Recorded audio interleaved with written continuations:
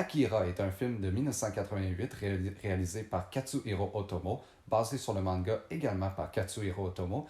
Et le film commence avec une explosion qui ravage la ville de Tokyo en 1988.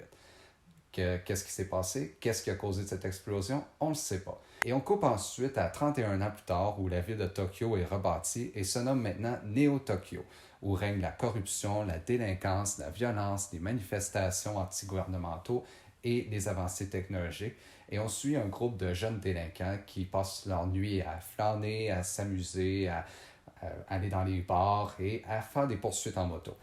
Et on suit un jeune nommé Tetsuo qui est victime d'un accident de moto alors qu'il tente d'éviter un enfant. Un enfant aux apparences très étranges. Et après l'accident, Tetsuo est transporté à un endroit où il subit une batterie de tests et où des scientifiques l'examinent et se rendent compte que Tetsuo pourrait avoir des pouvoirs. Or, des pouvoirs mentaux qu'il ne connaissait pas et qui pourraient possiblement mener à la destruction de la ville de Néo-Tokyo. Alors pourquoi est-ce que je parle soudainement d'Akira, un film vieux de 32 ans qui a déjà été évalué des centaines de fois, connu de tous, et que je ne peux pas vraiment ajouter quelque chose que personne n'a vraiment dit avant? Eh bien, c'est une évaluation que j'avais vraiment envie de faire après que j'ai eu le privilège de voir le film en 4K. Pour ceux qui ne savent pas, en fin septembre, le film a été restauré en 4K et sorti dans des salles de cinéma pour un temps très limité et j'ai eu l'immense plaisir d'aller voir le film en 4K. Et pour célébrer tout ça, je me suis dit, pourquoi ne pas donner ma propre évaluation du film et dire pourquoi je pense que le film est très spécial et que vraiment c'est un film que tout le monde devrait voir. Et c'est ce que j'ai l'intention de faire dans cette vidéo. Je suis sûr que la plupart d'entre vous avez vu Akira, en avez au moins entendu parler, mais pour ceux qui n'ont pas vu le film, je veux vous le dire tout de suite, il y aura des spoilers dans cette vidéo, donc à partir d'ici, c'est le point de non-retour, vous avez été avertis. Donc, commençons avec mon évaluation d'Akira. Tout d'abord, je veux parler de l'importance d'Akira dans l'univers, pas juste des animes, mais de l'animation en général. Quand on parle des films d'animation les plus importants de l'histoire, certains titres viennent en tête comme Fantasmagorie, Les Aventures du Prince Achmed et plein d'autres comme ça. Mais pour moi, si je devais nommer les 5 films d'animation les plus importants qu'il y a jamais eu, Akira ferait la liste. Et de plus, Akira est souvent considéré dans le monde, pas seulement des otaku, mais des fans de cinéma en général, comme un des meilleurs films animés japonais de tous les temps, même par certains, un des meilleurs films d'animation de tous les temps, et même un des plus grands films japonais de tous les temps. C'est un film qui a eu un énorme impact depuis sa sortie, et y faire justice dans une seule vidéo serait pas possible. L'importance d'Akira réside non seulement dans son histoire, son message, mais aussi dans ce qu'il a apporté dans le processus du cinéma d'animation. Quand Katsuhiro Otomo s'est fait demander d'adapter son manga en film, il s'est fait donner un budget de plus de 10 millions de dollars. Je ne sais pas exactement combien ça vaut en yens, mais c'était à l'époque le film d'animation qui était le plus coûteux de l'histoire, avant qu'il se fasse battre 1 ou 2 ans plus tard par Kiki's Delivery Service. Qui aurait cru qu'un film comme ça battrait un film comme celui-là? Assez drôle quand on y pense. Mais ce que Katsuhiro Otomo a réussi à faire avec un budget aussi gros, mais aussi avec le marketing derrière le film, a changé le monde de l'animation japonaise à jamais.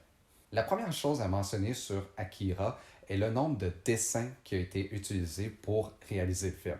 À l'époque, un film d'animé japonais d'environ 2 heures qui errait peut-être entre 50 000 et 70 000 dessins. Maintenant, si je vous demande combien de dessins Akira a utilisé, vous vous dites peut-être, OK, peut-être que ça en a utilisé un peu plus, peut-être 100 000, 110 000. Mauvaise réponse. La réponse est plus de 160 000 dessins. Imaginez le studio dans lequel le film a été fait. Imaginez Katsuhiro Otomo, dans une grande salle avec tous ces dessinateurs-là qui dessinent chacun de ces 160 000 dessins, un à la fois. Imaginez le travail qui a été mis là-dedans. Et non seulement le nombre de dessins individuels utilisés pour le film était beaucoup plus gros que ce qui se faisait à l'époque, mais le nombre de palettes de couleurs était de plus de 327 couleurs différentes, ce qui, encore une fois, était un record pour l'époque. Et ce nombre de dessins-là, combiné avec le nombre de palettes de couleurs, en a résulté possiblement l'animation la plus fluide qui se faisait à l'époque. Et même quand on compare Akira à ce qui se fait aujourd'hui, c'est très, très impressionnant. Parce que Akira a été fait entièrement à la main. Il y a un peu de CG qui a été utilisé pour le film, mais je dirais que 95% du film, c'est tout dessiné à la main. Imaginez ça. Imaginez une série au complet qui se ferait aujourd'hui sans le moindre ordinateur. Vraiment, il n'y en a pas beaucoup. La plupart de l'animation japonaise aujourd'hui se fait beaucoup par ordinateur, se fait beaucoup avec du CG. Et même si c'est très beau à voir, des fois c'est très impressionnant à regarder, c'est encore plus impressionnant quand on sait que le tout a été dessiné par un groupe de dessinateurs professionnels qui devaient dessiner chaque détail, chaque frame, chaque dessin individuel devait faire en sorte que les dessins se suivaient parfaitement pour en faire l'animation aussi fluide. Donc, juste pour ces raisons-là, l'animation est extrêmement impressionnante à regarder. Une autre chose qui a été faite pour Akira, qui était très rarement fait au Japon, ça se fait beaucoup aux États-Unis, c'est même ce qui se fait la plupart du temps aux États-Unis, mais au Japon, vraiment jamais, c'est que les acteurs ont enregistré leur voix avant le processus d'animation. D'habitude, le processus d'animation au Japon est fait avant que les acteurs enregistrent leur voix. Mais enregistrer la voix des acteurs avant le processus d'animation permet aux dessinateurs de faire mieux en sorte que le mouvement des lèvres soit bien combiné avec le son de la voix. Donc, pourquoi est-ce que les Japonais enregistrent la voix après d'habitude? Je ne suis pas certain de pourquoi, mais personnellement, je trouve que enregistrer la voix avant de faire l'animation permet un meilleur résultat quant à combiner le mouvement des lèvres avec la voix. C'est également un film qui était un énorme risque à l'époque, parce qu'avoir un film avec un budget aussi gros et la possibilité que le film soit pas un gros succès au box-office aurait possiblement pu causer la faillite du studio qui l'a créé, Tokyo Movie Shinsha. Mais le film a été un gros succès au box-office, non seulement au Japon, mais en dehors du Japon. C'était le premier film d'animation japonais à recevoir un aussi gros marketing en dehors du Japon. Mais ça a failli pas être le cas. Parce que le studio a eu de la difficulté à trouver des gros distributeurs aux États-Unis et même en dehors. Mais c'était surtout les États-Unis qu'ils visaient. Et des géants du cinéma américains comme George Lucas et Steven Spielberg ont refusé de distribuer le film aux États-Unis parce qu'ils jugeaient que le film était vraiment pas fait pour une audience américaine. Mais heureusement, fort heureusement, le studio Streamline Pictures a décidé de prendre les droits du film et de faire la distribution. Et tout ça a fait en sorte que le film a été un gros succès, pas seulement au box-office américain, mais aussi à travers les années avec les reruns à TV, avec les locations du film. C'est le premier film animé japonais à avoir un aussi gros succès en dehors du Japon. Et tout ça, ça a fait en sorte que les Japonais se sont dit, savez-vous quoi? Nos produits pourraient avoir un gros succès en dehors du Japon. Parce qu'avant ça, il y avait quelques films, quelques séries animés japonais comme Speed Racer ou quelques films Miyazaki, comme dans Secret of the Fire of the Wind ou Castle in the Sky, qui étaient sortis en dehors du Japon, mais c'était jamais des gros succès, c'était jamais sorti dans beaucoup de salles. Mais Akira est le film qui a fait comprendre, non seulement aux Japonais, mais aussi aux Américains que, savez-vous quoi, l'animation japonaise pourrait devenir plus gros que ce qu'il est présentement, en les offrant à une audience en dehors du Japon. Donc vraiment, on a Akira à remercier pour avoir autant d'animes qui sont distribués en dehors du Japon. Si c'était pas d'Akira, l'univers otaku serait pas ce qu'il est aujourd'hui. C'est vraiment aussi gros qu'est l'histoire d'Akira pour ce qu'il a apporté à l'univers des animes. C'est vraiment le produit animé japonais qui a permis au monde en dehors du Japon de vraiment découvrir l'animation japonaise. Mais en dehors de tout ça, en dehors du fait que Akira est un film très important pour l'univers otaku, pour ce qu'il a permis à l'animation japonaise de devenir et la distribution des animes en dehors du Japon, est-ce que ça reste un bon film? Est-ce que ça reste tout de même un produit qui vaut la peine d'être vu pour son histoire, son scénario et tout ça? Ma réponse est un oui absolu. Akira est, pour moi, côté histoire, côté scénario, côté animation, un des meilleurs films animés japonais. Pas seulement japonais, mais de tous les temps. C'est un film qui a pris énormément de risques parce qu'il traitait de sujets comme le terrorisme, les avancées technologiques, les manifestations antigouvernementaux. Et ces sujets, pour l'époque, pouvaient être considérés comme tabous. Mais on peut voir à travers le film que Katsuhiro Otomo avait une énorme opinion sur tous ces sujets-là et voulait vraiment partager son opinion à travers le monde. Mais il l'a fait de façon à le mettre dans une histoire qui offre également un excellent divertissement au public. Même si le film peut être un peu lent pour certains, il y a toujours quelque chose à l'écran qui garde notre attention. Il y a toujours quelque chose qui se passe qui fait que on ne peut pas vraiment se détacher les yeux de l'écran. Que ce soit la poursuite de moto au début du film, qui, en passant, pour moi, est une des scènes les mieux animées jamais faites. Juste voir la poursuite en moto au début du film en 4K valait grandement le prix du billet. C'est aussi bien animé. Et en plus, ça se passe au début du film. Donc, dès le début du film, on peut voir la qualité de l'animation à travers cette scène. Ou on peut le voir à travers la scène à la fin du film où Tetsuo devient une sorte de blob géant. C'est une scène assez terrifiante, que ce soit les scènes d'action, que ce soit les scènes de manifestation. Il y a toujours quelque chose qui se passe à l'écran qui retient notre attention. Et donc, j'ai dit au début du film que Tetsuo semble posséder certains pouvoirs mentaux, mais qu'est-ce que c'est que ces pouvoirs mentaux? Eh bien, c'est des genres de pouvoirs qu'il ne connaissait pas du tout avant, mais qu'à travers ces expériences-là, il vient à plus développer. Et c'est pas le seul à posséder ces pouvoirs-là. On suit également un groupe d'enfants. D'ailleurs, l'enfant que Tetsuo évite, qui lui cause l'accident, et un de ces enfants-là qui s'est échappé à la suite d'une des manifestations. Et ces enfants-là possèdent ces pouvoirs-là également, mais Tetsuo les possède aussi, mais encore plus avancés.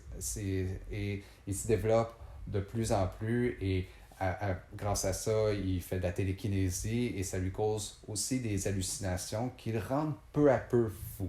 Et à cause de ça, il vient à penser qu'il est un genre le maître du monde, il pense qu'il est le plus puissant du monde et il veut vraiment le faire comprendre au reste du monde, dont Kaneda, son meilleur ami, qui est comme le genre de héros du film qui va faire en sorte d'essayer d'arrêter Tetsuo.